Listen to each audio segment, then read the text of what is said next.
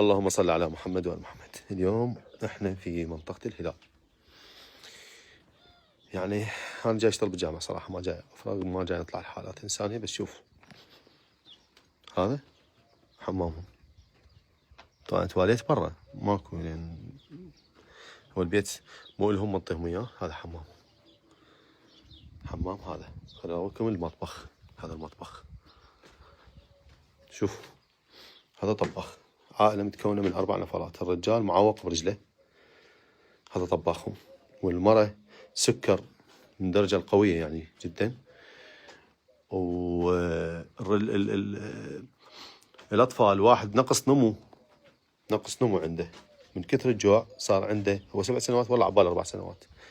من الجوع صار عنده نقص نمو والمرض يعني، وبقى. وبالنسبة للبنية عندها حول، وكلهم ما عندهم رعاية ولا فيش. شوف عندهم هاي برضه اعطوهم اياه قبل فترة، وهم كل ساعة توقف.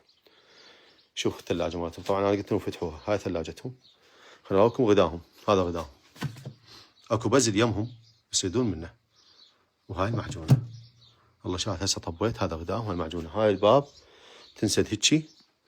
وهاي هنا اهل الخير اللي يحب يوصلهم منطقتهم بالهلال.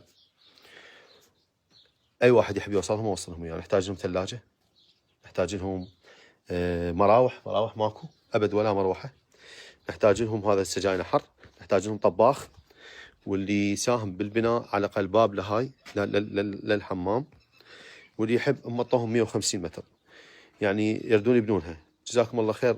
يعني ما اعرف شو اوصفهم، حالتهم كلش تعبانه. والله يقول لي علاج للسكر ما عندي اروح اجيبه.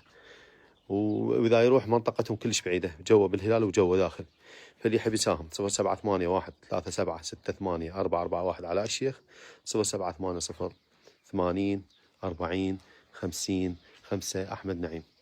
خلي شويه نعينهم، نخليهم يعيشون حياتهم على الاقل. طباخ، ثلاجه، مبرده للاطفال، لان ذيك تقريبا شلون كل ساعه تطفي.